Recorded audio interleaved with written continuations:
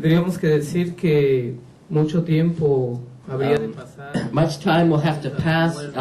How many more deaths will have to fertilize the lands of our country? How much more suffering will the Mexican people have to suffer, so that for once there will be no more tears to continue crying. That the voice of our peoples will begin to rise from the guts of our homeland. A partir de 1994 es cuando reconocemos. It was since 1994 when we first began to hear the voices rise up, the enough now, the ya basta, and the nothing, nothing for ourselves, everything for everyone, in a serious attempt to wake up the Mexican nation's consciousness over the conditions of exploitation and misery in which so many of us found ourselves, as well as the continuing and continually more open and brutal exploitation of our country on the part of transnational companies and the political empresarial class in Mexico following the signing of the Free Trade Agreement. Después los sexenios que siguieron fueron de adecuaciones constitucionales. And for the following presidential terms, there continue to be more adaptations or adjustments to our Constitution, such as reforms of Articles 27, 82, 123, 130, 133, to allow for sort of legalization of these imperialist economic interests, and in the face of the inability of the Mexican people to resist, due primarily to the sort of working together or conspiration of the executive and legislative powers in Mexico, who were basically carrying out or obeying the agreements that had been established in these international treaties with a single perspective of strengthening those powers and the power of the one party that controlled all three levels of power in the country, the executive, legislative, and judicial. Y posteriormente, a partir de que la and then following the sort of implosion of this single ruling party, the even further right took power in Mexico with the election to power in the year 2000 of the PAN party. And the principal aspects and services of the national life were seen with a different perspective, a business perspective, they called it. And this pushed towards the privatization of the sort of social services of the state, such as health, education, community services, the privatization of the attempts to privatize the Mexican Institute for Social Security and Health, and of the state workers and of the Mexicans in general. Se da la privatización de instituciones. So we are seeing this pressure to privatize the public health care and pensions, but also a lot of pressure to push for privatization of education. In some parts of education this has been outright, while in others there's been sort of major state investments in educational activities that are managed within the public system by private enterprises. One is something called the Encyclomedia Project, and they sort of push to computerize a lot of the secondary schools. So it's sort of, I guess what we call here in Canada the public-private partnerships. Esto genera una visión bastante. And so these kind of moves, both what came immediately following the North American Free Trade Agreement, and then the push for the sort of privatization of public services under the current governments, has created a real discrepancy between rich and poor in Mexico. It's pushed for greater poverty and death in the rural communities, while at the same time we have the great honor of having appear in the Forbes list of the richest people in the world, of a Mexican being the third richest man in the world.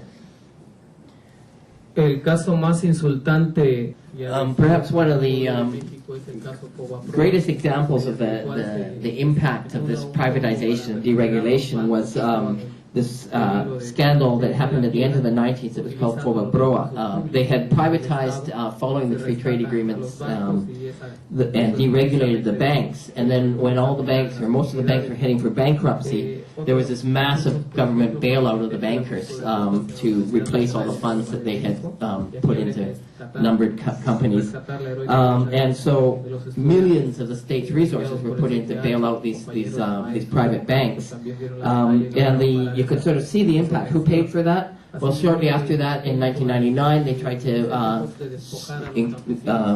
vastly increase tuition fees at the public universities, particularly at the National Autonomous University of Mexico, that led to a huge strike by the students and the violent repression of that strike. But it sparked a massive movement to resist these kinds of things, where from the backs of the students, they're paying off basically the bailout of these bankers.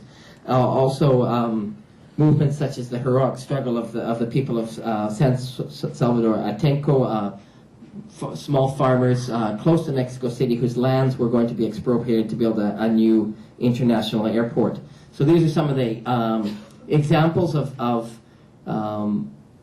explosions of resistance to these neoliberal policies. En algunos casos la respuesta de los pueblos ha sido contundente. And so we began to see more and more of these sort of outbreaks of resistance. Once again, the people of the flower sellers in Texcoco, backed by the people of San Salvador Atenco in May of this year, rose up and resisted attempts by the police to attack the town after for illegally selling flowers on the side of the road. And that led to, in both those cases, they were kind of harbingers of what was happening in Oaxaca, because the response was extremely brutal and violent repression.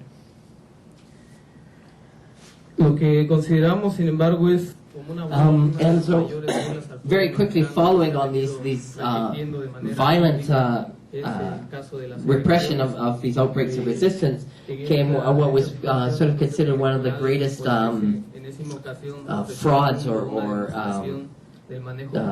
mockeries of the popular will of the Mexican people. And that happened in the federal elections of July of this year, when once again the electoral process was demonstrated to be a manipulated fraud that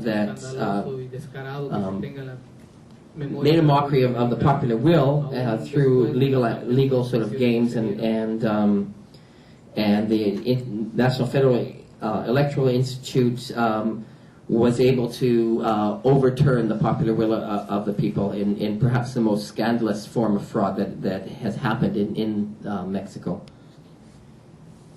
Movilizaciones como el bloqueo a las principales avenidas de la ciudad. And so this fraud led to tremendous mobilizations in Mexico. Millions of people gathering in Mexico City, holding sit-ins, blocking streets. And their single demand was for open recounting of the vote.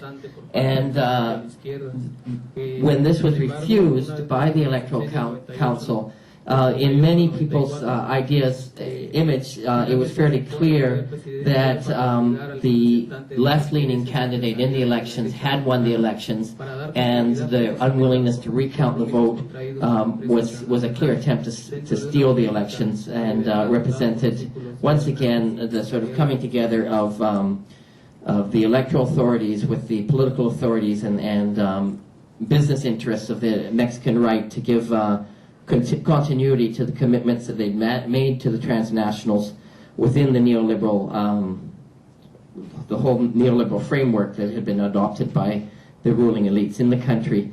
It's almost the same as what happened only a decade before in Mexico. In 1998, there was a clear effort of fraud to prevent a left candidate from winning, and once again they sort of withstood the protests and then just continued business as usual. Hoy existen varios signos en nuestro país. And so this leaves us with a situation in Mexico where we have the ultra-right in Mexico reaffirming its power. In fact, the new president, or so-called president, is from the right wing of the right-wing party. and is linked with the sort of clerical leadership of the church, which is demanding a return to the power that it lost when Mexico was established as a secular state way back in the time of Benito Juárez in the 1860s. And this has been coupled with the imposition of laws around the licensing of airwaves and televisions that have been it's been sort of an executive or presidential imposition in clear violation of the functions of Congress. The adoption of very significant commitments contracted with transnational companies towards the privatization of public goods.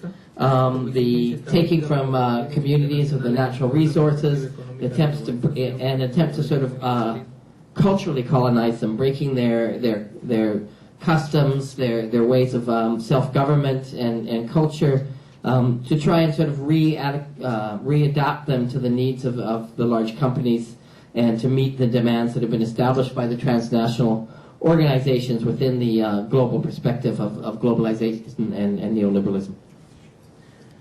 Por lo contrario, se establecen políticas económicas que representan una fuerte... And so these policies have come hand in hand with a sort of strong aggression, economic aggression against the popular classes. And we've seen this since the arrival in power at the beginning of December of the new president. With extreme increases in the prices of basic goods such as milk, cooking gas, sugar, eggs, and perhaps the most significant for our people who depend so much on corn as part of our diet, it has been the increase of the price of tortillas that has been increased from between 120 to 200% just in the last 6 weeks. And you could also contrast the significant increase that the new alleged president, I should always put my fingers up when I say president, the new president has given to the security forces, the budget for the police, the Navy, the military, and contrast that with significant cuts he's announced for culture and for education, particularly directed at the National Autonomous University of Mexico, which is sort of the flagship of the public universities in Mexico and has long been known internationally for the quality of its education. En lo que respecta a la imagen del gobierno mexicano, a últimas fechas el mensaje resulta altamente intimidatorio. And so basically what we're seeing is that a president who's come to power with his legitimacy questioned has opted to depend on military force to keep himself in power. And so we've seen a real sort of intimidatory message on the part of the new administration for those who participate in the popular struggles and the struggles for social justice. We've seen a great increase in police operations and the pretext of fighting drug dealers. We've seen the strong implementation of force to shut up popular movements, and manipulation of the media, the means of communication. So we're really seeing right at the very beginning of his administration that this president is attempting to rule using the military. Finalmente, en este contexto es necesario So, in conclusion, it's important to alert the progressive forces around the world about the tendency of this new regime that, as in its first acts of government, even before it was legally sworn in, has been implementing the repression against popular movements, particularly in the case of the peoples of Oaxaca, and to depend on military operations to try and gain some sort of image of legitimacy in the face of the illegitimacy that he had through the fraud in the elections. Por lo que resulta evidente la necesidad de convocarnos a todas las And for this reason, we need to put out this call to all nations, all peoples, all organizations that are committed to popular causes to participate in a unified struggle, in the internationalization of the causes of the of exploited peoples who defend the principles of dignity and human resistance against imperialist and neoliberal exploitation. Thank you.